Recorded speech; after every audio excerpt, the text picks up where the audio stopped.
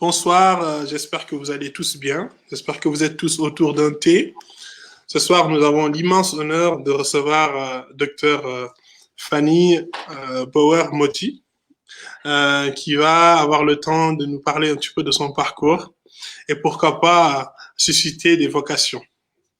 Et avant, je crois qu'il n'y a personne pour le moment. On va juste vérifier que tout le monde nous entend très bien. Et puis, on va partager ça sur les différents réseaux sociaux. Hop. On va attendre un petit instant.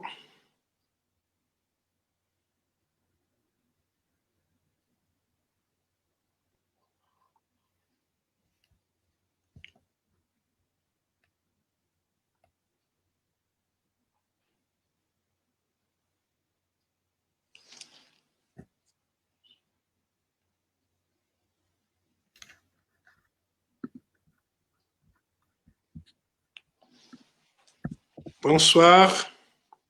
Est-ce que vous m'entendez bien?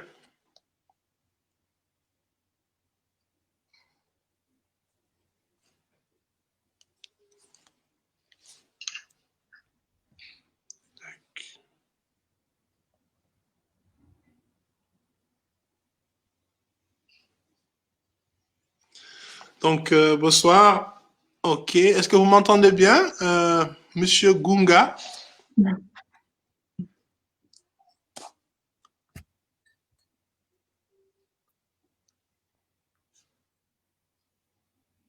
OK, top. C'est bien. Donc, bonsoir madame, comment allez-vous? Très bien, moi aussi, c'est un honneur pour moi d'être dans ton émission. J'ai aussi moi-même pris mon thé, donc voilà, je suis très heureuse d'être ici et puis j'aime beaucoup le concept. Donc, on peut commencer. Top. Quel est l'intitulé de votre métier, madame? Alors moi, je suis psychologue clinicienne, je suis aussi psychanalyste, qui veut dire que je me réfère au champ freudien, mais j'ai aussi donc des apports jungiens. Et donc mon métier, c'est la branche de la psychologie. Ça passe par 5 ans d'études. Moi, j'ai rajouté une thèse, donc c'est aussi un peu plus d'études, qui fait qu'aujourd'hui, je suis docteur en psychopathologie clinique. Parfait. Et donc, vous nous avez dit un petit peu ce que vous avez fait comme genre d'études. Pourquoi cette vocation? Pourquoi ce travail-là aujourd'hui? Alors moi, je suis née dans une famille où il y avait depuis le départ la psychologie. Donc on peut dire que j'étais biberonnée avec la psychologie. Et pour moi, la psychologie, c'est vraiment un rapport au monde. C'est une forme de bouclier, c'est une boussole, c'est une manière de comprendre le monde. On n'est jamais dans le jugement. Donc dès le départ, c'est ce qu'on m'a donné. Et puis après, sur mon chemin, tout naturellement, j'ai eu envie de le transmettre, j'ai eu envie d'en faire quelque chose. Et donc c'est pour ça qu'aujourd'hui, j'ai un métier où je suis jamais en train de travailler. Je suis toujours en train, en fait, d'être psychologue. Donc c'est une vocation, mais je dirais, elle a commencé en fait dès ma naissance. Parfait.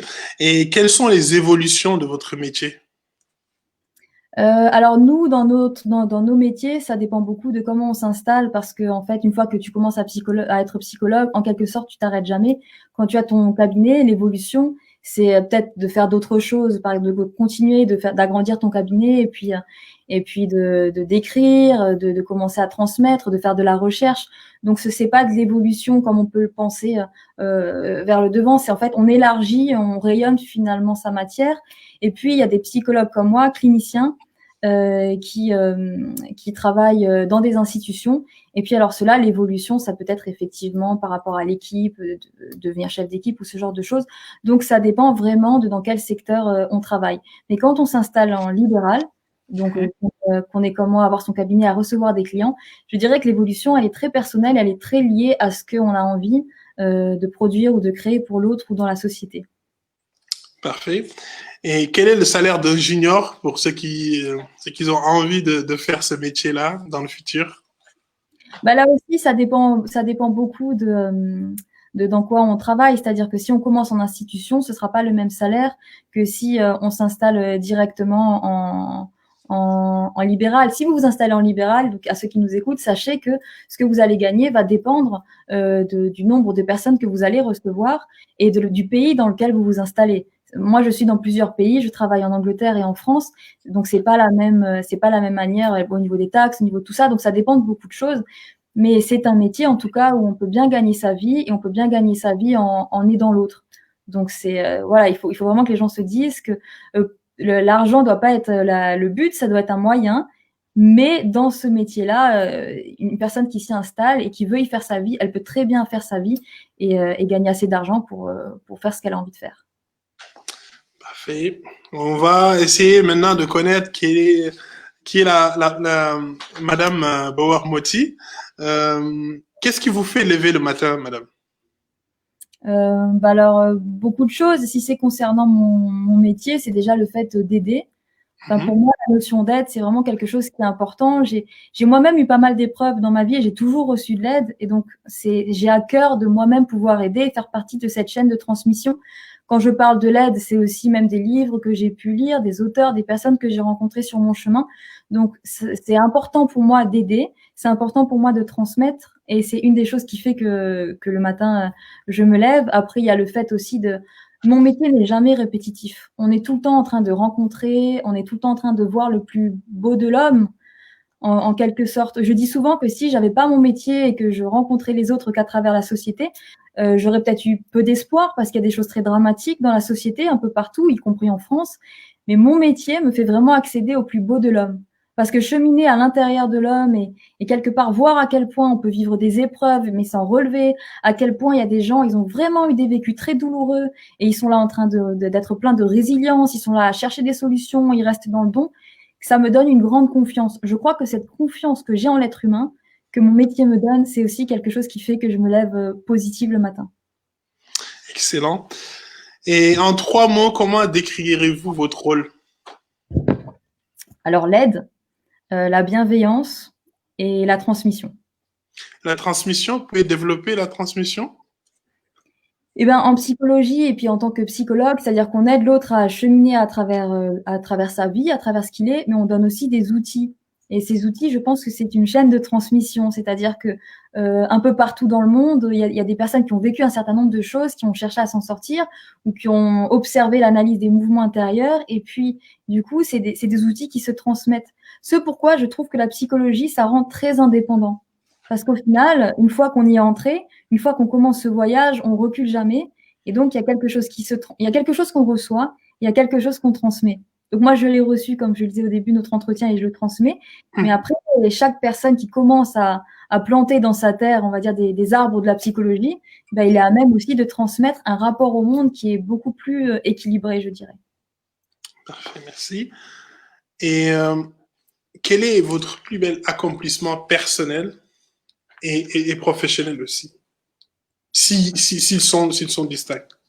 Alors oui, je pense qu'ils sont distincts. Professionnellement parlant, je pense qu'un de mes plus beaux accomplissements, c'est de travailler dans plusieurs pays. C'était vraiment important pour moi de rester universelle et que dans mon métier, il y ait cette notion de voyage, de rencontrer l'autre. Donc je travaille à l'île Maurice, je travaille en Angleterre et puis j'ai aussi une pratique en France. Donc ce côté universel, c'est, je pense, une de mes plus belles réussites professionnelles. Et puis après, intérieurement, je pense que moi-même, c'était pas gagné pour moi dès le départ. J'ai commencé ma vie avec un deuil. Après, j'étais dyslexique. Donc, j'ai eu de la chance de venir d'une famille avec des grands-parents et une mère qui était très cadrante, très dans l'amour, qui m'ont beaucoup donné. Mais j'avais quand même, par exemple, à l'école, il y a un moment donné où j'ai un peu lâché prise. Donc, il y a eu pas mal d'obstacles, que ce soit du côté des épreuves, du côté des deuils, du côté de l'échec scolaire que j'ai eu à affronter, mais qui finalement m'ont permis de devenir beaucoup plus forte mentalement. Je pense que chaque épreuve, grâce à ma famille, ça m'a permis de me pousser plus loin et de me pousser plus loin. Et quand on me fermait des portes, ben, je les ouvrais moi-même.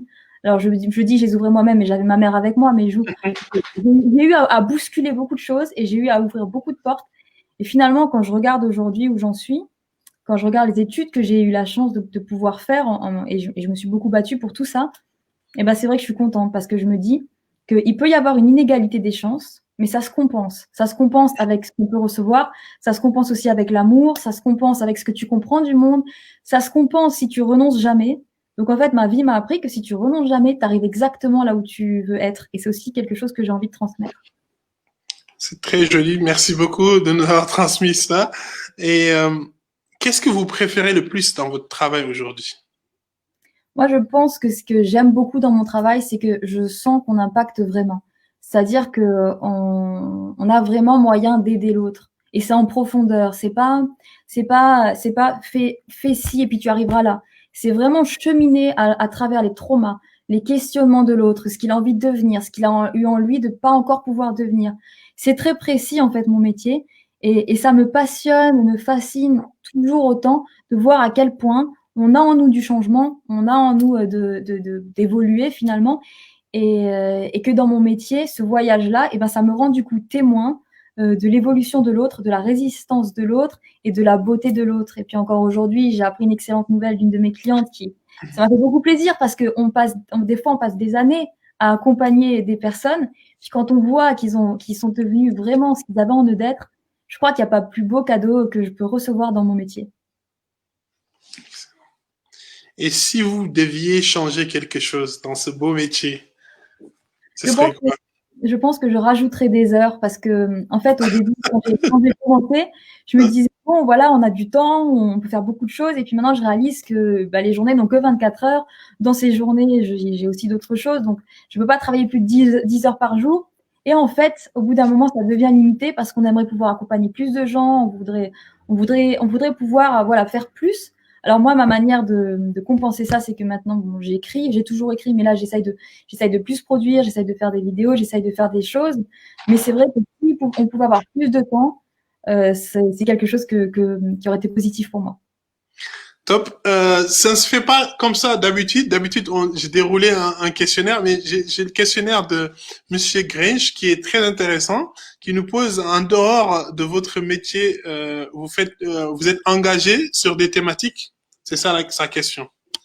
Oui, je suis engagée sur beaucoup de thématiques. Alors, au début, je restais dans mon métier parce que c'était ma manière de rencontrer le monde. Et puis, j'ai réalisé qu'il se passe beaucoup de choses, notamment dans la société française, et puis dans d'autres sociétés où on ne peut pas rester silencieux et silencieuse. Et donc, aujourd'hui, effectivement, je suis très engagée sur des questions de justice, des questions carcérales, des questions d'égalité, des questions d'inégalité, les questions du racisme, les questions d'islamophobie. En fait, je suis engagée dans beaucoup de choses et c'est vrai qu'aujourd'hui, je peux plus rester silencieuse. Donc effectivement, j'ai pris l'habitude de communiquer sur pas mal de choses où je pense qu'il faudrait du changement et que des gens se mobilisent. Top. Et quelle est la dernière fois où vous avez vraiment ri aux larmes? Assez récemment, j'ai rigolé aux larmes parce que je me suis souvenue d'une blague que ma sœur et moi, on se faisait souvent durant l'enfance et qui me faisait rire. Et elle me fait toujours autant rire. Donc, j'ai encore rigolé aux larmes comme depuis mes 6 ans. Et si vous pouviez être quelqu'un le temps d'une journée pour changer quelque chose ou pour faire impacter quelque chose, pour avoir un impact, ce serait quelle personne? Alors, je ne sais pas. Pour avoir un impact et changer, Mhm. sûrement quelqu'un du côté de la résistance, parce que c'est une période qui me touche. Mon grand-père était résistant, donc j'ai été élevée aussi dans ces valeurs-là. Mhm. Mais pas exactement, enfin, ce serait peut-être à cette époque-là, mais je peux pas trop répondre plus à cette question. Je ne sais pas exactement qui je voudrais être pour pouvoir impacter. D'accord. Peut-être que ça va venir plus Voilà, tard. ouais, c'est ça, c'est ça vient. Et quel a été l'impact du Covid sur votre travail aujourd'hui? Bah moi, surtout ça a été surtout le lieu, c'est que maintenant je travaille de la maison. Donc c'est vrai qu'au début, comme dans notre métier, il y a beaucoup le relationnel. Et puis j'aimais beaucoup et j'aime beaucoup mon bureau, j'aime bien recevoir les gens, j'aime bien ce lieu. J'ai trouvé ça un peu difficile dans les débuts. Puis maintenant, je suis quand même très habituée à travailler à distance. Ça a aussi permis que on voyage. On est beaucoup plus entre la France et l'Angleterre maintenant, alors qu'avant on était principalement en Angleterre. Ça a permis de vivre le temps différemment. Ça permet aussi de vivre le lien transférentiel qu'il peut y avoir avec des clients autrement, parce que parfois j'ai que l'audio. Donc ça a changé surtout le moyen, mais finalement je vois que là on s'est tous adaptés et puis que donc ce sera bien quand je retournerai vraiment dans mon cabinet. Mais là les choses peuvent se passer quand même de manière positive. Top. J'ai vu que vous avez un enfant. Et si à cet enfant-là, si vous deviez lui parler de votre journée de travail, ce serait quoi? Ben, un peu pareil comme je le dirais à un adulte, que ma journée de travail, c'est pas du travail, c'est vraiment d'accompagner l'autre. C'est constamment des rencontres, c'est constamment beaucoup de lumière. Et on peut avoir parfois l'impression, des gens vont me dire, par exemple, que oui, tu as beaucoup des problèmes toute la journée. Et donc, je dirais à mon enfant, c'est absolument pas des problèmes que tu écoutes toute la journée, c'est des voyages que tu fais. Et si un jour mon enfant veut être psychologue, bon, je serais très content pour lui. Merci. Et quelle est votre philosophie de vie? Même si ça s'entend un petit peu. J'ai beaucoup de philosophie de vie. Bon, principalement en ce moment, dans ce contexte, ce serait la résistance. Ce serait de pouvoir résister à tout ce qui est, à toutes les injustices. Ce serait de jamais être silencieux. Ce serait de, si toi, tu as la chance d'avoir réussi quelque chose, d'aider l'autre à faire pareil, de pas être confortable dans son petit confort, et de dire c'est bon, moi j'ai réussi, je suis arrivé à bon port, et puis de voir les autres à côté de toi qui peuvent vivre des choses d'injustice, des choses inacceptables, et puis d'être silencieux. Je crois que plus que jamais, ma vie m'a appris qu'il faut que la notion de silence, la notion de prendre la parole. Donc quelque part, une de mes grandes philosophies aujourd'hui, c'est de pas être docile, d'être très résistante, de jamais être silencieuse, de toujours penser à l'autre, et puis de prendre sa place. Je pense qu'il ne faut pas attendre que d'autres fassent les choses pour soi, que si on a des grandes causes, que si on a des choses qu'on a envie de faire sur la terre, il ne faut pas attendre que quelqu'un vous autorise à prendre votre place. Il faut prendre il faut prendre sa place. On est quand même des générations maintenant où on a voilà beaucoup de moyens technologiques, on a beaucoup de moyens pour faire des choses. Une de mes grandes philosophies, c'est d'avoir une idée et de passer à l'acte. Parfait. On a Madame Ouzadja qui nous demande le titre de votre ouvrage, si vous pouvez le développer, le titre de votre ouvrage. Je pense que c'est le dernier, je pense. Alors le dernier que j'ai écrit, c'était Tout commence par une pensée, qui celui-là est vraiment une introduction à la psychologie. Après, j'en ai écrit un autre qui est plus du côté du management. Donc c'est pour arriver à manager des équipes avec un point de vue multiculturel, que j'ai écrit avec Michael Lunga. Et puis il y a aussi le tout premier livre qui était pour trouver un peu sa vocation. Et puis là, je suis en train d'en écrire un sur le sens des épreuves. Donc voilà pour mes ouvrages. Donc je pense qu'elle pourra nous poser la question si elle veut que vous développiez sur l'un ou l'autre. Tout commence par une pensée.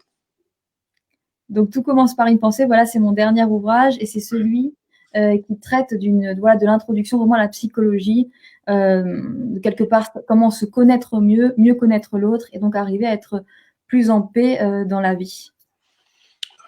Est-ce que il vous est arrivé de recruter, d'avoir des jeunes recrues, des stagiaires avec vous, et quels conseils vous leur donnerez à ces jeunes qui commencent? Alors moi, comme je travaille en libéral dans un cabinet et que c'est du face-to-face avec mes clients, je prends pas de stagiaires, mais je dirais aux jeunes psychologues qu'il faut vraiment s'accrocher parce que c'est un métier merveilleux et que dans les débuts, surtout qu'en France, on peut parfois entendre peut-être des choses un peu décourageantes, mais en fait, ça va très vite. Une fois que vous vous installez, ça va très vite. Les gens viendront chez vous et puis vraiment, c'est un métier où on impacte. Donc je dirais, peu importe dans vos débuts, il y aura des difficultés, mais par contre, si vous persistez, vraiment, si vous avez en vous cette vocation, ça vaut le coup. Parce que parfois, quand je me réveille le matin, je me dis, il n'y a pas plus beau cadeau que j'ai reçu que ce métier. Donc, ce serait de s'accrocher, peu importe les difficultés. Et puis, les difficultés, je pense qu'elles sont vraiment que dans les débuts. Parce qu'une fois qu'on est lancé, c'est un bateau qui navigue tout seul. Parfait. Et là, c'est vraiment une question qui me tient beaucoup à cœur, qui aussi résume l'émission, en tout cas, c'est de lutter contre l'immigration clandestine. Si vous aviez un message à donner à cette jeunesse africaine talentueuse qui prend le désert, qui prend le bateau pour venir souvent échouer ici en Europe et avec des conditions difficiles, quel conseil, quel message vous leur donnerez à cette jeunesse? Je dirais méfiez-vous parce que la France n'est pas ce que l'on croit quand on arrive ici et qu'il faut essayer, je pense, en premier lieu de changer ce qu'on peut changer chez soi. Et que là où l'homme est homme, il y aura toujours les mêmes injustices, il y aura toujours les mêmes traumas, les mêmes problématiques. et que donc, s'ils le peuvent, si c'est possible d'intervenir dans leur pays, de changer les choses, eh bien, c'est bien d'essayer de l'intérieur de bâtir sa vie. Mais après, je pense aussi que cette question des frontières, elle est très humaine et que ça devrait même pas exister. Et je pense que pour moi, c'est complètement illégitime, la question des frontières. Peut-être parce que j'ai aussi une histoire qui est passée par des frontières du côté de ma mère. Mais je pense que si des personnes ont des vocations à partir ou à vouloir aller en Angleterre ou en France ou dans certains pays, bah, il ne faut pas qu'elles se limitent, mais pas passer par tous ces réseaux clandestins. En fait, il faudrait, je pense, essayer le plus possible de passer par les études, d'étudier, de toquer à la porte des associations, de passer par des chemins non risqués et d'avoir en tête que les frontières ne doivent pas être une limite et qu'effectivement, par exemple, en France, c'est peut-être plus dur de venir, mais il y a des pays comme l'Angleterre ou d'autres endroits où ce sera peut-être un peu plus facile. Et que donc, en ce sens, l'immigration clandestine, pour moi, est une horreur parce que quelque part, on tombe sur de mauvaises personnes, qu'en plus, quand on arrive en France ou dans d'autres pays, eh ben, il peut y avoir le racisme, on n'ouvre pas forcément les portes. Mais par contre, l'immigration, pour moi, personnellement, l'immigration devrait devenir une norme. C'est pas normal que nous, les Occidentaux, on puisse voyager partout. C'est des questions qui me touchent. C'est pas normal que nous, les Occidentaux, on puisse voyager partout. Et puis que de l'autre côté, quand des personnes veulent venir s'installer en France ou dans d'autres pays, eh bien, les portes soient autant fermées. Donc, je pense que toutes les personnes qui arrivent à des hautes fonctions et qui le peuvent et qui ont en elles cette envie et cette volonté, il faut qu'elles se battent pour changer les choses. Et ça en revient à ce que je vous disais, ne pas penser qu'à soi.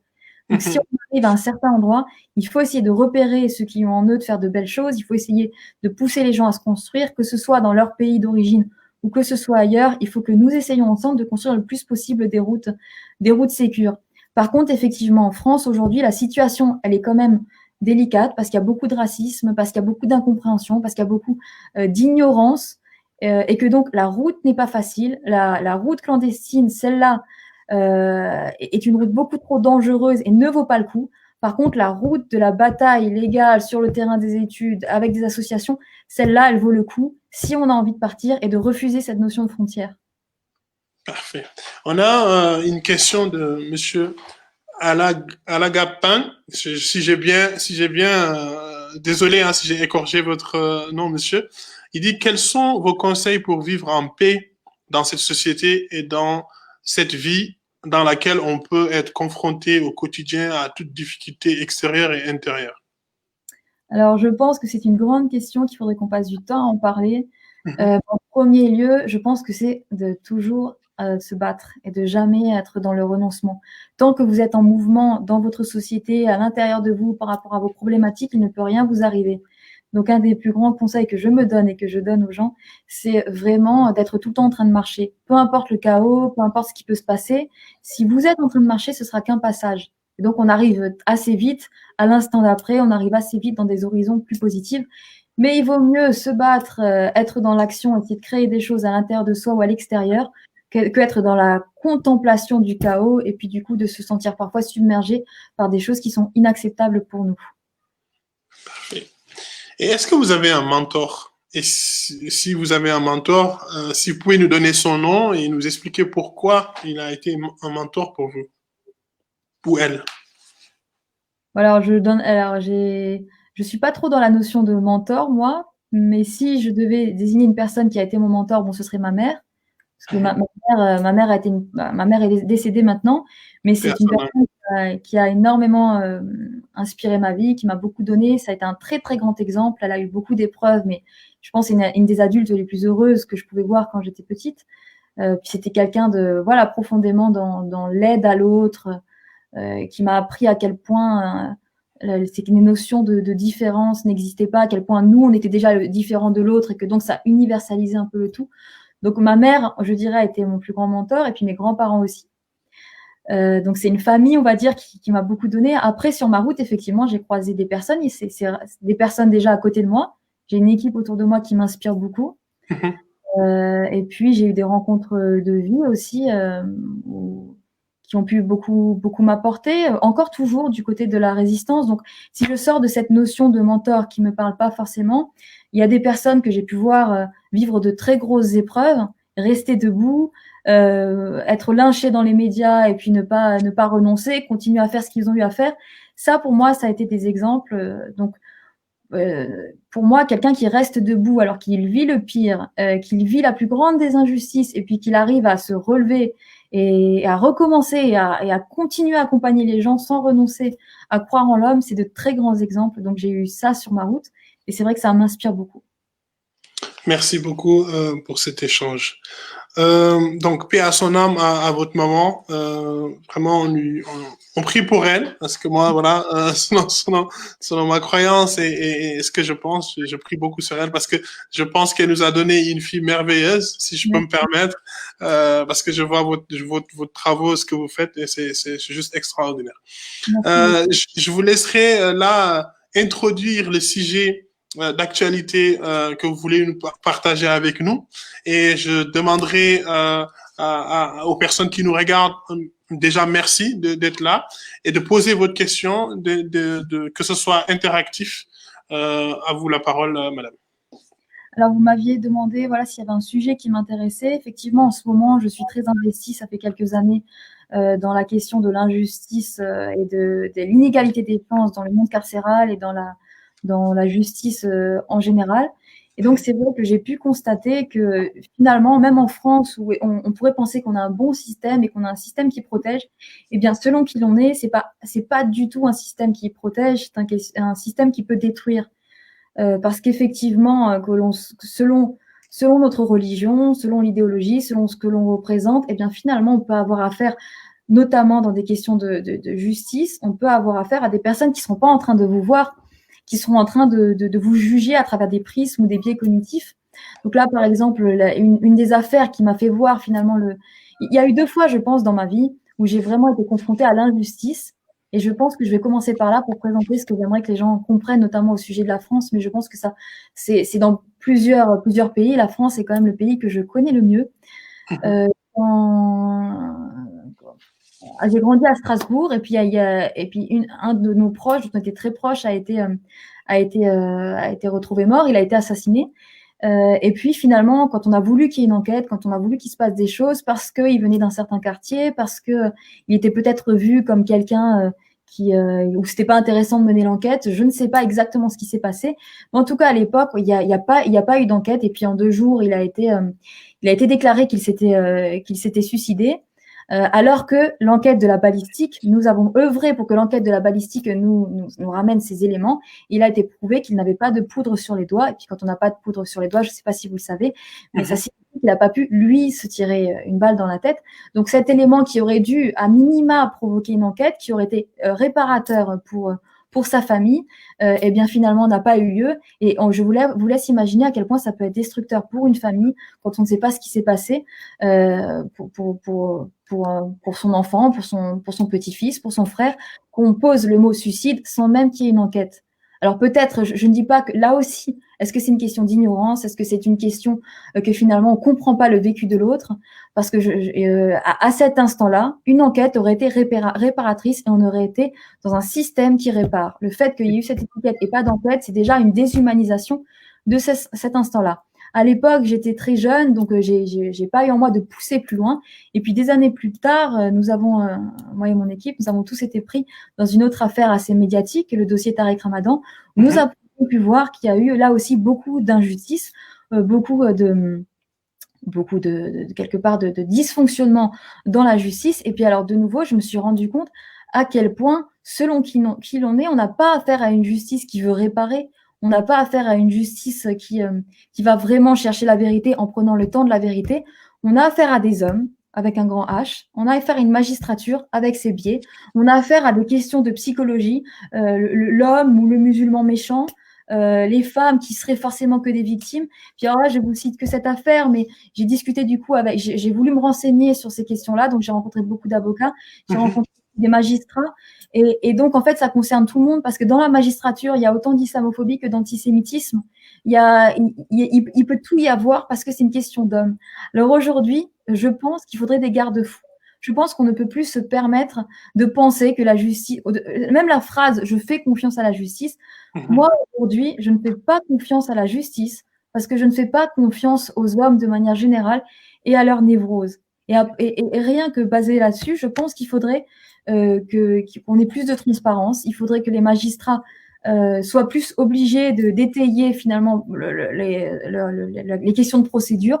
Quand Dupond-Moretti, je vais répondre à cette question, quand Dupond-Moretti finalement propose que tout soit plus transparent et que tout soit filmé, aujourd'hui, moi, je pense que c'est la solution.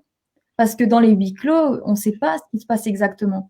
Et honnêtement, maintenant, je parle de manière empirique. Avant, c'est vrai que j'avais pas mal de clients, comme je travaille à la City, j'avais pas mal de clients qui avaient pu traverser des questions de la finance, de la justice, de ce côté-là. Donc, j'avais déjà vu qu'il pouvait y avoir de l'injustice, mais pas à ce point. Et moi, là, depuis 3 ans, j'ai pu voir la défaillance d'un système judiciaire qui peut vouloir mettre un homme à terre. Bien sûr, il y a des avocats, bien sûr, il y a des personnes qui sont pour le bien. Bien sûr, dans la magistrature, on rencontrera aussi beaucoup de personnes qui sont des personnes très powerful, qui sont des personnes qui aident. J'ai aussi assisté à des audiences où j'ai pu voir qu'il y a des juges très dans le respect de l'autre. Mais de l'autre côté, attention, parce que ce que vous voyez l'autre subir aujourd'hui, c'est parfois dans les médias, ce que vous pouvez voir quand vous voyez des personnes lynchées, quand vous voyez des personnes qui se précipitent sur une seule personne en la voyant comme coupable, attention. Parce que là où vous verrez du lynchage, pour moi, il y a forcément de l'erreur. Et là où vous serez en train de vous dire c'est horrible ce qui lui arrive, et puis finalement vous restez silencieux, ça peut vous arriver demain.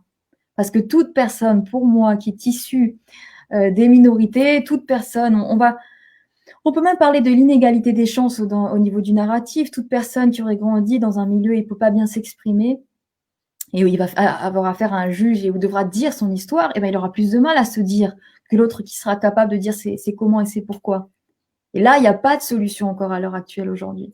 Donc, à moins qu'on mette plus de psychologie dans le système judiciaire et dans le milieu carcéral, à moins que chaque personne en France commence à vraiment demander un système plus transparent et à comprendre que ça ne se passe pas pareil pour l'autre, eh bien, je pense qu'on va vers de grandes dérives. Puis, je voudrais aussi dire quelque chose que je trouve important. Moi, je m'appelle Fanny Boermotti, je suis blanche, on ne sait pas exactement qui je suis, ce que je fais. Donc, sûrement avant, si j'avais eu affaire à la justice, peut-être que j'aurais eu une justice juste, une justice clémente, une justice qui me voit. Mais je ne suis pas sûre du tout aujourd'hui que si j'avais une autre couleur de peau ou si on me voyait autrement ou si j'avais un autre prénom, et non, je ne suis pas sûre du tout que j'aurais la même justice. Parce que ça créerait déjà un biais dans un pays où il y a à ce point l'islamophobie.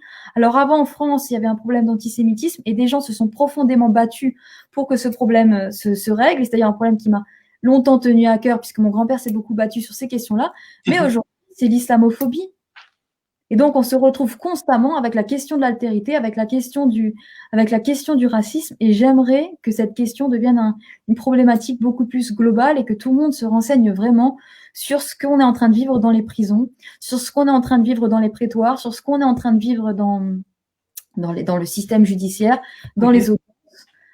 Dans le cadre de ce militantisme, et j'ai rencontré beaucoup d'avocats parce que je fais des podcasts aussi où j'interviewe des avocats. Et oui, allez-y. Oui, non, oui, parce que je confirmais juste parce que je suis allé regarder un petit peu et c'est très intéressant. Et j'ai pu voir à quel point, sans les avocats, finalement, sans ces bras droits-là de la justice, eh ben, on serait perdu. Donc, des métiers comme le métier d'avocat, c'est en fait des métiers extrêmement importants, piliers de la justice, mais ça aurait pu aussi être les magistrats. Et aujourd'hui, dans la magistrature, on manque de piliers, on manque de magistrats qui prennent parole de manière humaine.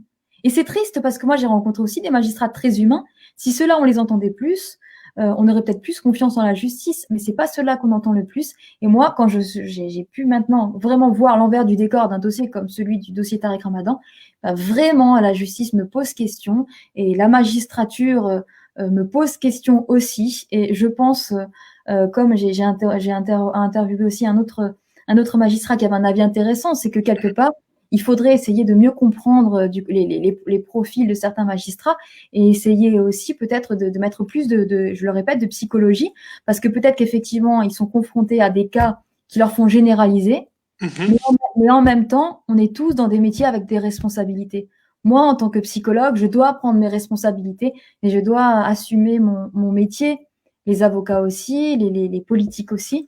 Mais les magistrats, ils doivent assumer que même en eux, ils peuvent avoir des biais, qu'ils sont représentants d'une société, que notre société aujourd'hui, elle est plurale, que dans notre société, il y a des Français musulmans et qui sont autant français que qui que ce soit, qu'il y a des Français de partout, et que donc cette justice-là, elle ne peut pas être pensée sans l'humain, et qu'aujourd'hui, elle est trop déshumanisée. Et puis, ça se voit aussi avec la question du monde carcéral. Comment c'est possible aujourd'hui? C'est des questions qui me choquent.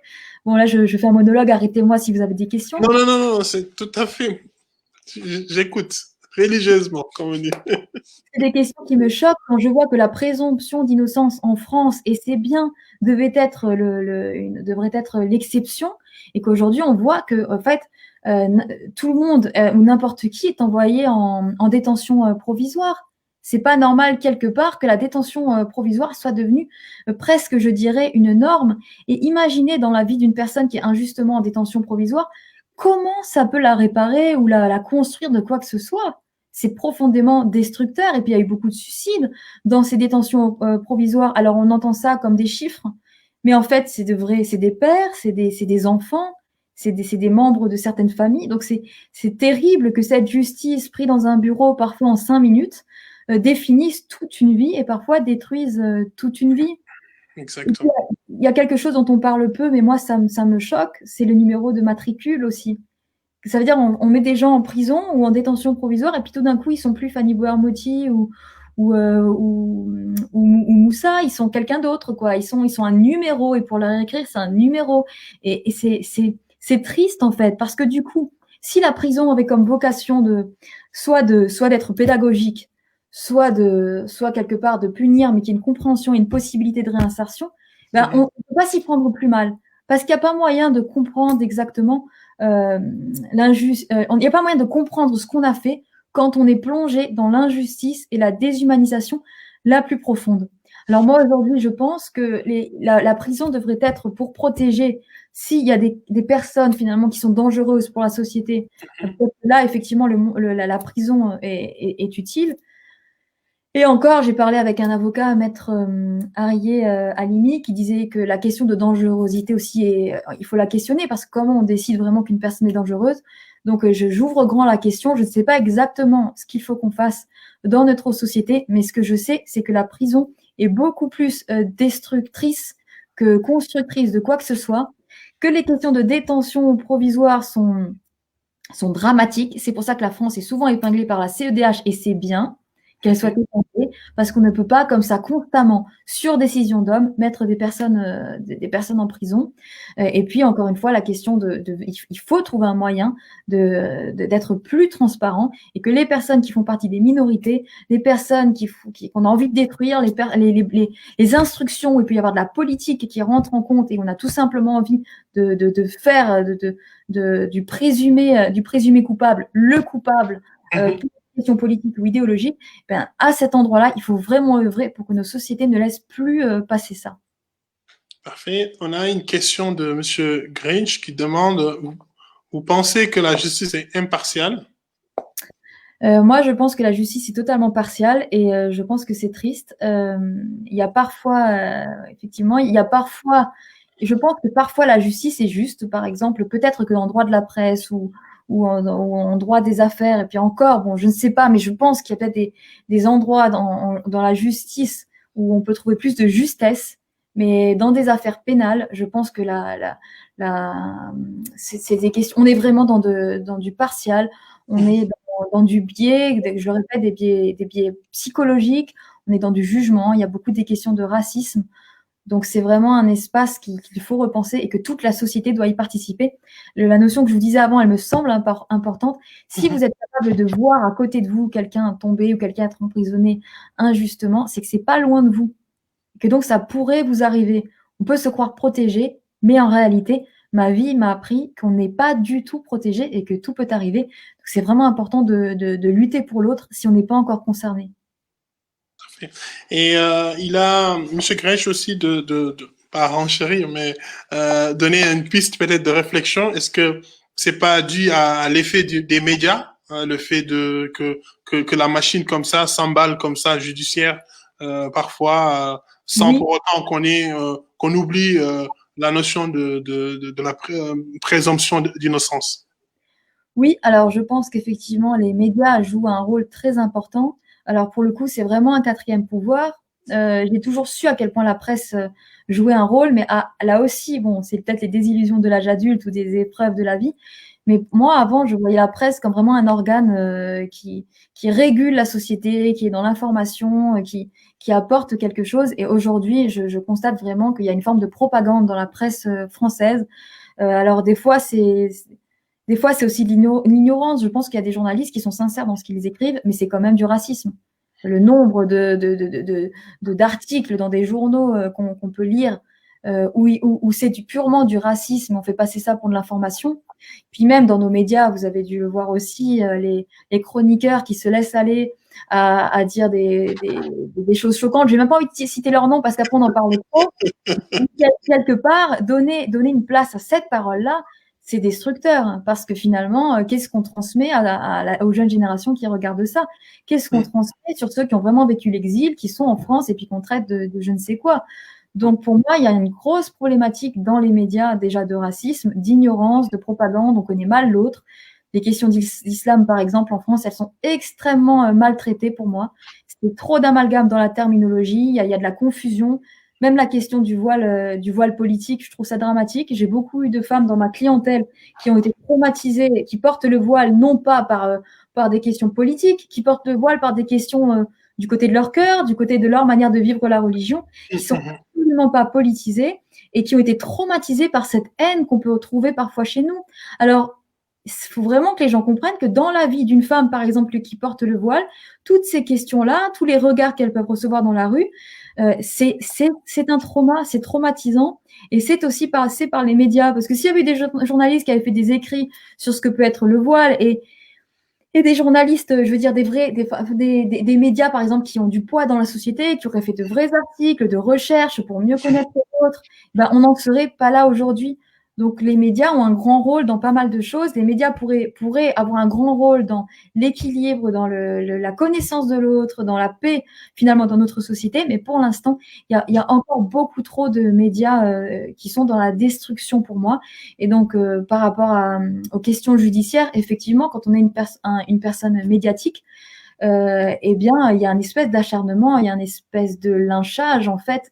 Je vais vous citer quand même 2 affaires. L'affaire DSK, par exemple, en 2012. Je trouve que la manière dont les médias l'ont traité a dû être traumatique pour DSK.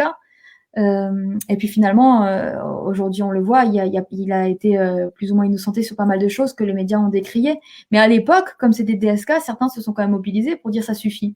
Pour Tariq Ramadan, peu de personnes se sont mobilisées. Et pourtant, c'est horrible ce que la presse a fait. De une, c'est horrible, et puis de deux, c'est faux. Parce que tout ce que la presse a sorti, maintenant ça s'est beaucoup calmé parce que beaucoup de choses sont sorties et puis je pense que les gens ont pu voir que cette affaire n'allait pas et puis qu'il y avait c'était finalement quelque chose du côté de l'injustice. Mais quand on regarde comment l'affaire a été traitée dans les médias, de une, c'est traumatique, je pense, pour la famille et les gens qui ont été autour de cet homme-là. De deux, c'est faux. De deux, c'est pas de l'information et c'est pas de la neutralité. Et puis je voudrais comparer les journaux belges, par exemple, et les journaux suisses. Quand on regarde comment ils traitent les affaires, ils sont beaucoup plus factuels. Ils rentrent pas dans les détails. Ils n'ont pas une terminologie presque, je dirais, monstrueuse. Ils sont dans le factuel. Que ce soit vrai, ils disent les choses. Bon, il y a des médias, ils sont... Mais je trouve que globalement, puis j'ai fait des études de journalisme en Belgique, je trouve qu'on donne beaucoup, on donne un grand axe sur la neutralité. Et je trouve qu'il y a beaucoup plus le respect de l'autre. En France, pas du tout. Donc effectivement, pour moi, les médias sont quand même coupables, responsables de pas mal de choses. Mais là aussi, nos générations, elles ont quand même de grands moyens. On a des moyens comme vous le faites, on a des moyens de faire nos propres journaux, on a des moyens d'être des voix citoyennes. Donc je pense que surtout, il faut être très, très mobilisé et comprendre qu'on peut être tous une voix et une voix importante. Et que donc, pour contrebalancer cette question des médias, il faut devenir soi-même, en quelque sorte, un média ou une voix ou une militante ou un militant. Quand on voit, par exemple, l'affaire d'Adama Traoré, le fait qu'elle ait pu prendre de l'ampleur, c'est parce qu'il y a eu des gens qui ont milité. S'ils n'avaient pas milité, je pense qu'on n'aurait pas pu, tous ces éléments ne seraient pas encore sortis. Donc, quelque part, c'est très important, je pense, d'essayer de compenser les médias frauduleux ou les médias non éthiques en étant soi-même une voix, qui dit ce qu'il voit et qui dit ce qui est dans notre société. Parfait. Il y a toujours M. Grège qui pose une question.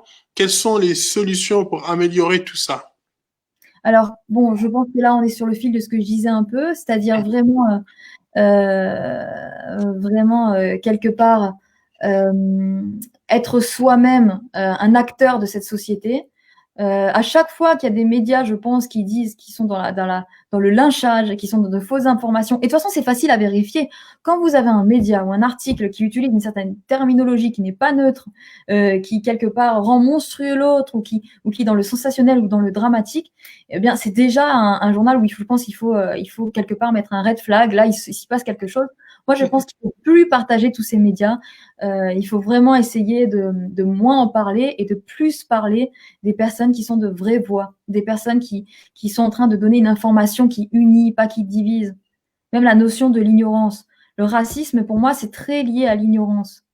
Quand j'entends un chroniqueur, même si c'est sur une chaîne, effectivement, où on le sait, qui ont une certaine idéologie, quand j'entends un chroniqueur qui est capable de parler des musulmans dans les centres sportifs qui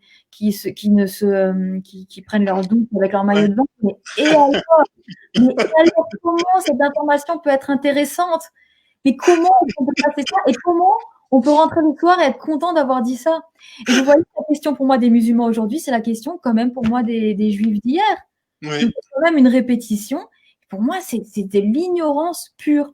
Donc, si on faisait plus l'effort, on psychologisait un peu la société, on faisait plus l'effort de connaître l'autre, ça irait mieux. Et donc, je pense qu'on a tous une responsabilité de faire l'effort de se faire connaître et de rencontrer l'autre en dehors des préjugés. Je pense que vous avez répondu en même temps à la question de Monsieur Kevin. Et là, j'ai une question de Teva Victoria qui dit bravo pour cet apport. Hop. Et la question, elle est... tac. Non, c'est pas ça. Ah non, j'ai pas vu de question. Non, c'est pas une question, c'était plus... Ouais, Mais c'est Monsieur Gouga qui dit peut-être un organe public pour condamner les médias non éthiques. oui, alors je pense que effectivement, il faudrait. Bon, je crois qu'il y en a déjà un. Il y a quelque chose qui a été mis en place pour réguler les médias qui ne sont pas éthiques, mais ça prend pas encore assez de place, je pense. Et je pense qu'il n'y a pas plus grande condamnation des médias non éthiques de ne plus être suivis, parce qu'aujourd'hui, on est quand même sur la question des followers, on est quand même sur la question d'être entendu ou écouté. Il y a beaucoup de gens qui se plaignent d'être moins achetés ou moins lus, mais en même temps, quelque part, tant pis et tant mieux, parce qu'il y a eu trop de désinformation. Il y a eu trop de désinformation et c'est des questionnements qui me choquent parce que moi, j'ai grandi dans un milieu donc de psychologue, j'ai été à la fac de psychologie où il y a beaucoup de... On apprend à connaître l'autre avec l'analyse, avec les hypothèses, on n'est jamais dans des théories toutes faites, ça prend beaucoup de temps. Et quand je vois maintenant les médias et comme ils peuvent faire des raccourcis et des amalgames, je trouve que c'est choquant et c'est pas une anecdote parce que ça construit vraiment une société malsaine. Donc je pense qu'il faudrait un organe public effectivement. Merci Michael Dunga pour cette question. Et je pense que, à défaut de cet organe-là, il faut soi-même condamner de manière publique ou simplement en ne s'intéressant plus à ces médias-là. Top. Donc il y a Monsieur Grace qui apporte sa contribution en disant qu'ils ont un média qui s'appelle Direct Citoyen, qui essaie de donner la parole. Donc bravo. De temps en temps, je regarde ce média-là aussi sur Facebook. Pas mal. C'est des débats souvent 4-5 personnes qui expriment leur avis et c'est très intéressant. Moi aussi, je félicite cette initiative. Je ne connaissais pas, mais je me renseignerai. Effectivement, je trouve ça très bien. D'ailleurs, vous venez de recevoir une invitation là. Avec plaisir, c'est un grand plaisir d'intervenir dans des médias alternatifs. Top, top, top, top. Est-ce que vous avez des questions?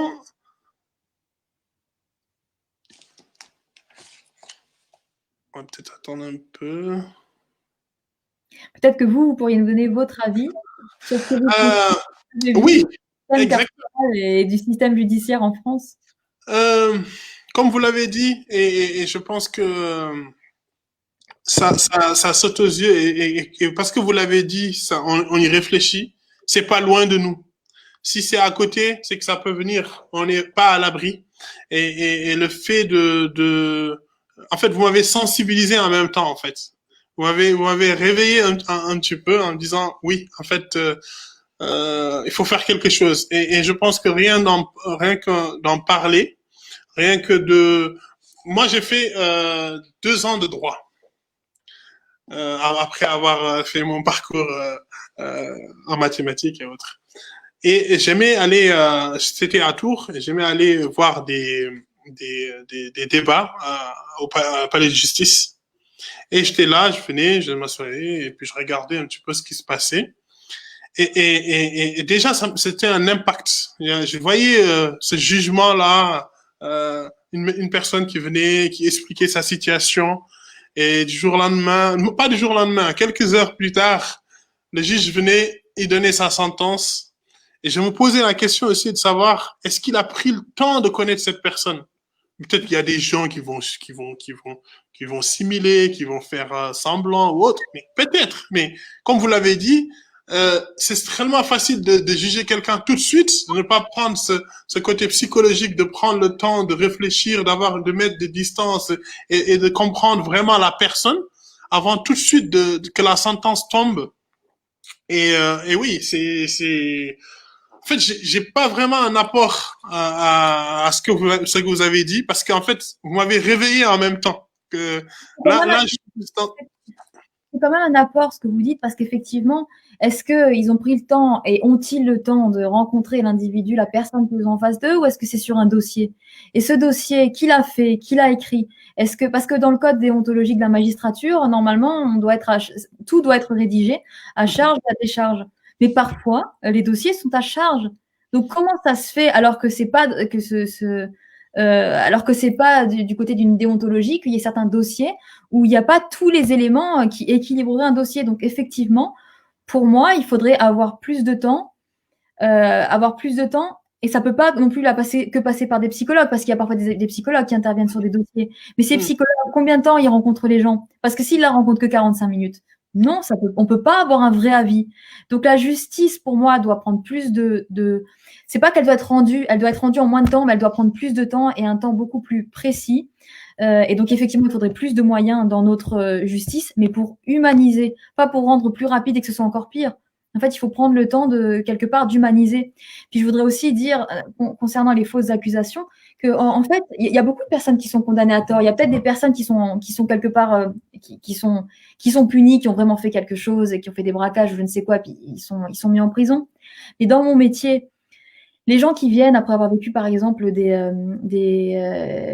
injustices ou après avoir été faussement accusés et qui veulent se réparer, qui vont chez un psychologue, ils ne demandent pas un psychologue. Donc moi, j'ai déjà eu sur mon chemin des personnes qui ont vraiment été accusées à tort, qui ont été condamnées. Alors même si pour certains, ils ont été blanchis par après, donc il y a eu réparation, parce que quand la justice blanchit, c'est quand même une réparation. Mais il y en a d'autres, ils ont pas été blanchis. Et c'était de fausses accusations ou c'était des accusations fallacieuses. J'ai aussi pu voir ça dans la finance. Donc ça existe en fait, les fausses accusations. Et c'est terrible parce que je comprends que des magistrats qui voient 1, 2, 3, 4 dossiers en une journée ne puissent pas accéder à la profondeur d'une personne.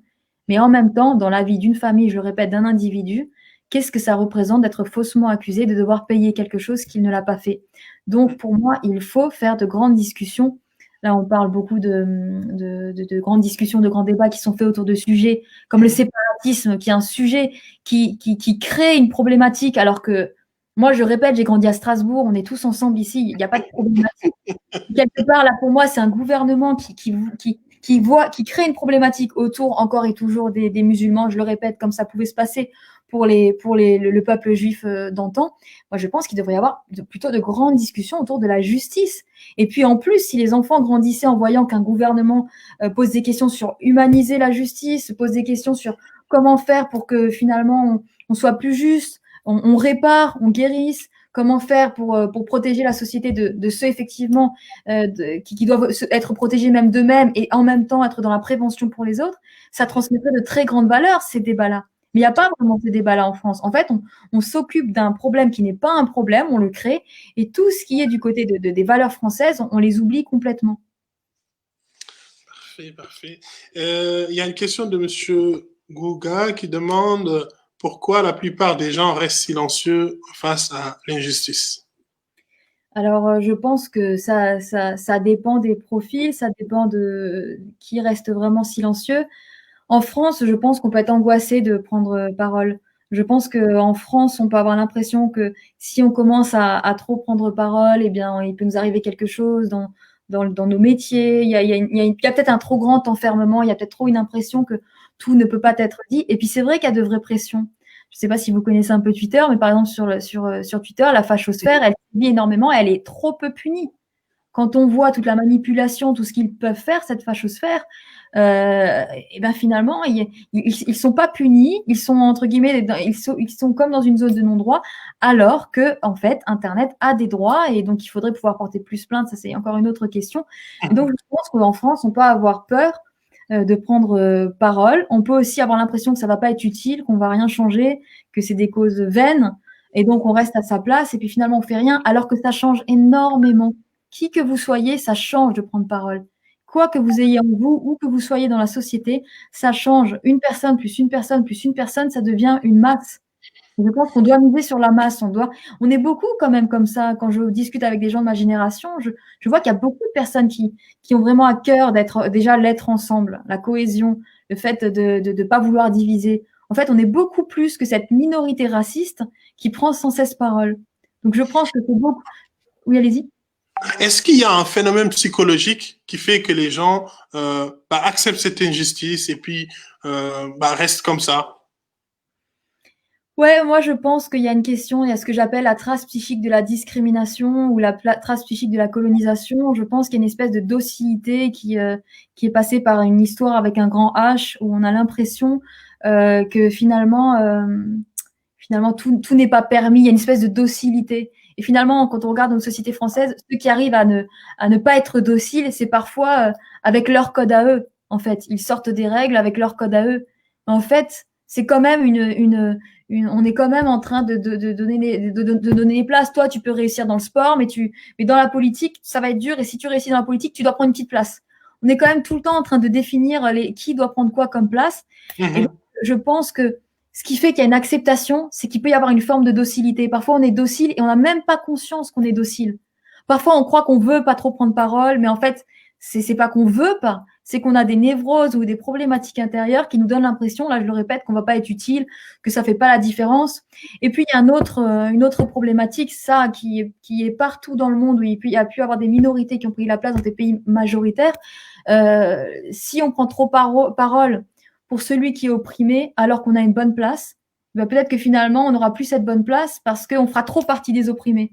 Et donc, il y a peut-être une peur, une volonté de dire non, mais j'ai pu réussir, donc tout le monde peut réussir, allons dans ce sens-là, ce qui peut être vrai, parce qu'il y aurait une angoisse de trop se sentir aux côtés de celui ou celle qui est opprimé et du coup d'être soi-même opprimé.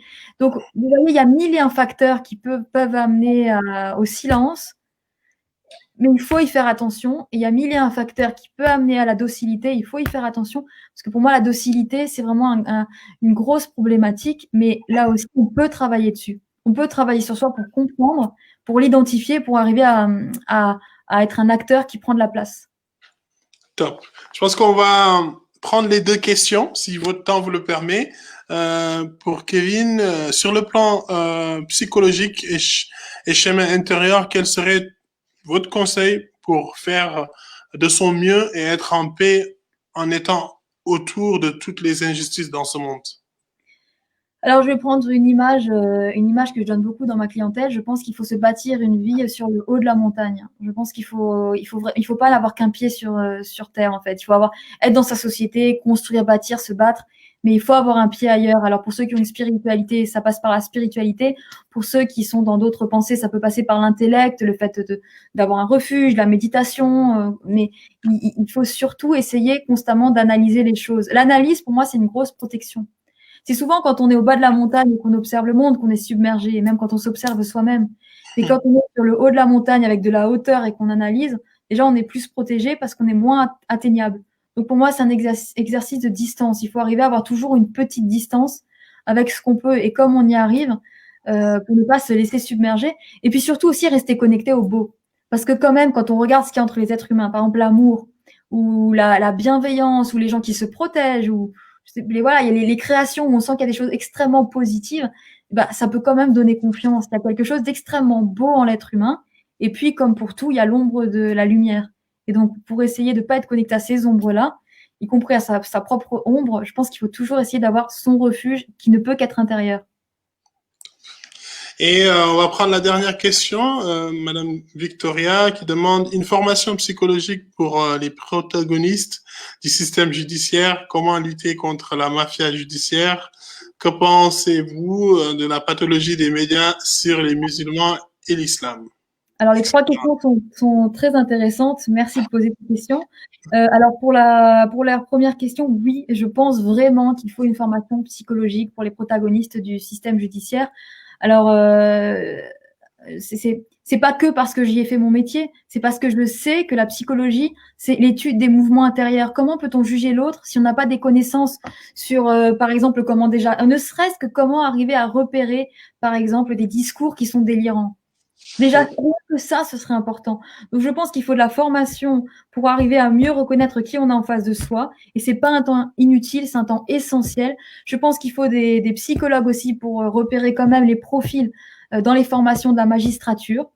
Parce que moi, je pense pas qu'il y a des questions de profils trop fragiles. Au contraire, moi, je connais des personnes qui n'ont pas réussi ce concours pour des questions de manque d'assurance, alors qu'on n'aurait pas pu voir meilleur juge qu'eux. Et puis d'autres personnes qui peuvent être un peu dans la toute-puissance, dans une espèce d'arrogance, et puis eux, ils ont pu réussir ce concours. Encore une fois, on ne peut pas être dans la généralité, c'est-à-dire, je le répète, j'ai vu des personnes extrêmement brillantes, mais je ne peux pas nier que j'ai aussi vu la toute-puissance, que j'ai vu le racisme, et que j'ai vu des choses qui sont inqualifiables. Donc pour moi, il devrait y avoir là aussi des psychologues pour encadrer ou accompagner. Et puis enfin, il faudrait aussi qu'il y ait des psychologues et des accompagnements parce qu'il peut y avoir vraiment du trauma aussi pour les juges qui jugent des affaires extrêmement difficiles. Ça peut être profondément dur d'être un juge dans des affaires familiales. Ça peut être dur d'être constamment témoin de la destruction. Donc là aussi, je pense qu'il pourrait y avoir des psychologues qui interviennent et que ça équilibrerait finalement ces douleurs et cette souffrance. La deuxième question, comment lutter contre la mafia judiciaire? Alors, il faut exiger de la transparence. Là aussi, il faut ne jamais cesser d'être silencieux.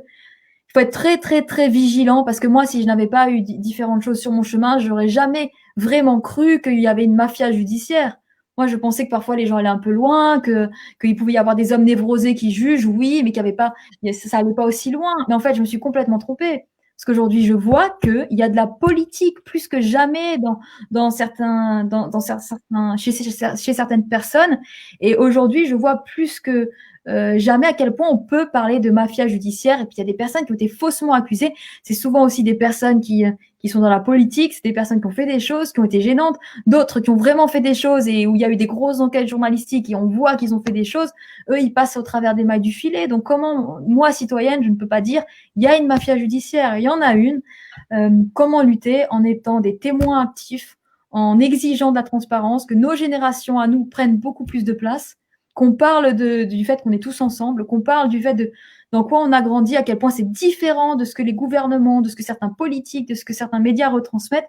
Donc c'est pour moi une activité de prendre parole, une activité de prendre du pouvoir. Là où il y a des gens qui pensent un peu différemment et qui ont du pouvoir, il faut faire quelque chose. Moi, c'est à travers la psychologie que j'ai envie de dire le monde, mais il y a plein de personnes, notamment sur Twitter, qui disent des choses extrêmement belles, qui sont magistrats, qui sont avocats.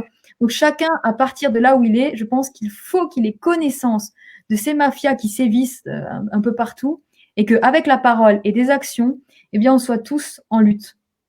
Et la troisième question, si on a le temps d'y répondre. Bien sûr, bien sûr. Que penses-tu de la pathologie des médias sur les musulmans? Eh bien, alors, mon côté bienveillant me ferait dire que peut-être que c'est de l'ignorance. Peut-être qu'en fait, les journalistes qui prennent parole n'ont jamais vraiment pris connaissance de l'islam, n'ont pas grandi vraiment avec des musulmans. Donc, alors, ils ont un regard en fait complètement extérieur. En plus, il y a peut-être aussi des biais dans leur histoire de vie. Donc peut-être que c'est de l'ignorance, mais je suis pas sûre que ce soit pardonnable, que ce soit l'ignorance, parce que on a une telle responsabilité quand on a un média qu'il faudrait qu'ils donnent la connaissance et la compréhension de ce qu'ils sont en train de dire. Donc pour moi, quelque part, à cet endroit-là, si c'est de l'ignorance, il faut travailler là-dessus, mais c'est compréhensible, mais c'est pas forcément pardonnable. Et si c'est de la pathologie, je pense qu'effectivement, il y a une problématique de racisme.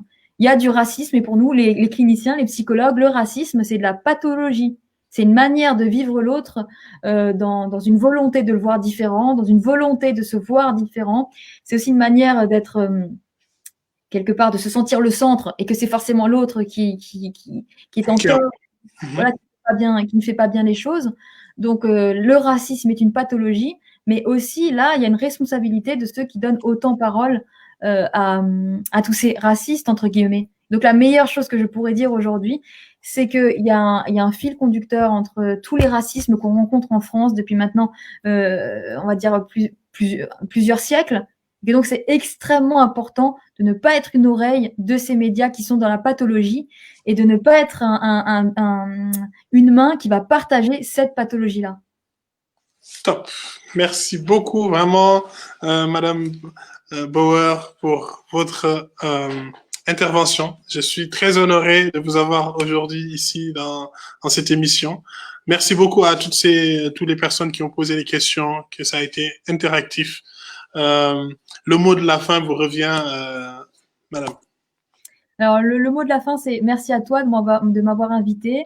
Et ça a été une très belle expérience avec des questions que j'ai trouvées fines et pertinentes. Donc, c'était un plaisir et je pense qu'il faut plus de dialogue comme ça dans notre société et que donc, en quelque part, tu contribues finalement à équilibrer certains dialogues d'ignorance et certains dialogues qui n'ont pas lieu d'être dans notre société.